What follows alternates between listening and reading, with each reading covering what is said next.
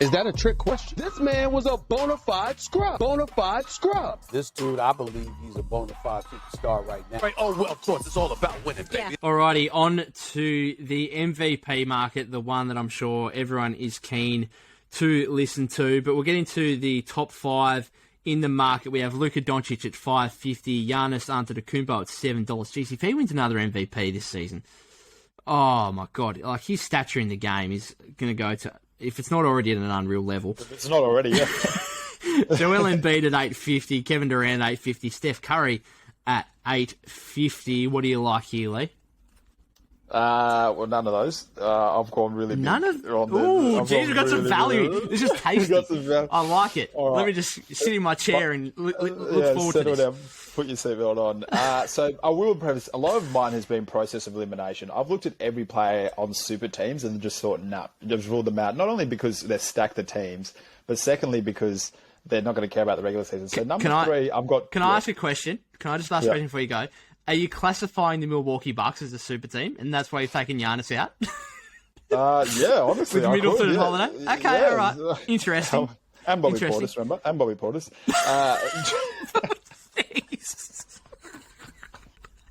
I love Bobby Portis. Oh my goodness! All right, continue. Number 3, I've got Trae Young at $19. Okay, I've heard that before. Yeah. Why I say this though is, do you know that they got a brand new coach halfway through the season and damn nearly made the NBA Finals? I think now they've got a full season, Nate McMillan, full off season as well, and health is going to be a big one. DeAndre Hunter, I completely forgot that he was that it just wasn't there, and I think he's probably one of the better role players as well at such a young age. Yeah. And Trae Young took this step, so he's got a lot of criticism for the foul hunting and the just chucking shots from everywhere, but I think he took a huge step in terms of winning basketball. He was hitting game winners. He was making people better. He was actually like a leader, and I think that's just going to happen organically now. And I can just sense, I guess, that his teammates are going to love playing with him, and I guess more time together. Again, I said the top teams, I think the Nets, even the Bucks to some extent, you've actually turned my head into that. I actually think they're not going to care about the regular season. They're just going to do all they can just because all they care about is health. Yeah. And I think that the Hawks, they know they've got the time, so they can actually care about the regular season. And I wouldn't be surprised if the Hawks just because of that end up becoming a 3-4 seed. So, and the thing is about the Trae Young, he really is the Hawks. So we've talked about players that get all the credit if they win, but then when they lose, they're like, oh, well, he doesn't play with another All-Star. And we keep forgetting that Trae Young doesn't play with another All-Star. It's pretty incredible what he did without another All-Star. So I've got him number 3 at $19. I'll just say I like that because what did Trae Young average last season? Like 30. He's going to average like 30 and 10. Probably. Which is good enough, like, to win an MVP. So Stat's the only basically all-star player on his team and a team that's probably going to care about the regular season. So I like that selection. Continue. All right, so it's you haven't gone too crazy yet. Second one, all right, I'll see how you handle this one. Jason Tatum at $21. I knew you were going to have him in here. I don't like it. All the lads have been saying that this week. Yeah. He averaged 26, 7, and 4 on great shooting splits last year, and the team wasn't really built. It was weirdly built, and there's a lot of people in and out. So, a lot of the same reasons for Trae Young. So they're actually going to care about the regular season, disqualify the top teams, and I think Tatum is also going to start making those steps that Trae Young started making last year. So I saw him hit a lot of game winners in the middle of the last season, and I think the roster this year is just a lot more versatile with people that can do multiple things. And again, he gets a lot of the credit for when the team wins, and if he doesn't, well, they blame someone else. So. I've got him at my second favourite at $21, and then Luka is my number 1. Yeah. I think Luka has the best case in the entire NBA in terms of just the lack of talent that he's got around him. Again, the Dallas Mavericks failed to sort of put a proper team around him. I'm really looking forward. I'm really starting to believe the Jason Kidd, addition. I feel like they've got a very similar play style in the way that they play, and I feel like that's going to be a great effect on him. And I think he's just got the strongest case out of everyone there, and I think he was my MVP pick last year. He has had a lot of experience, Luka Doncic. He gets to the playoffs, and he's in a lot of big games, and I think out of everyone there, he's got the strongest case at $5.50. So Trae Young, Jason Tatum, and Luka. How crazy am I? No, you're not. I like the Trae Young pick. I understand your argument for the Tatum pick, and I don't really have any arguments against it. My only argument is I think I've got to a point where I just hear how much you love Jason Tatum, and it automatically turns me off Jason Tatum. I'm sorry, I just don't really. I like Jason Tatum, but I'm starting to like him less just because you love him so much. I'm trying to tell you. I'm sorry, but it just is what it is.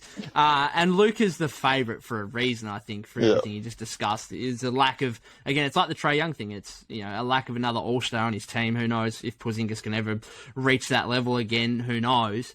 But I think you're correct in that. I didn't have him on top though because I don't know. I would like MVP to go to a player who I think is a top 3 player in the game, or at least a top 5 player in the game. And I don't have Luka in my top 5 players in the NBA. Now I understand, when we're discussing who the best player in the game is, we're taking playoffs into consideration, and regular season doesn't really come into it.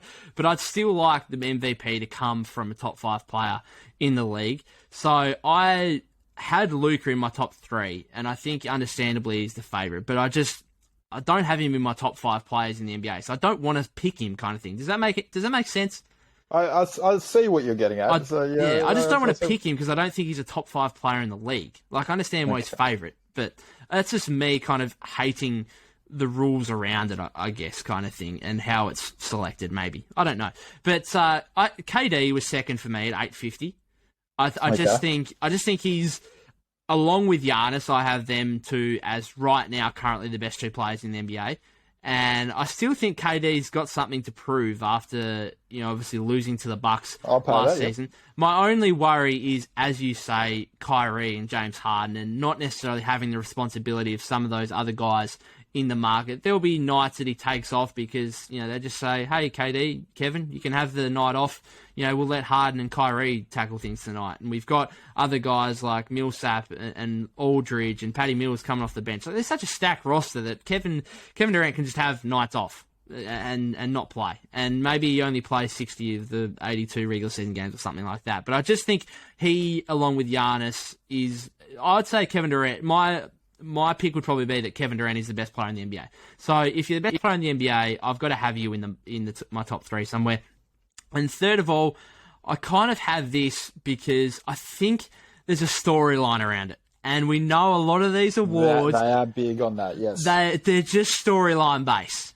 Okay. And we see what's happening with Ben Simmons at the moment. And I just think things are coming together for Joel Embiid to win MVP. He's clearly good enough. I think he would have won it last season if he didn't get injured.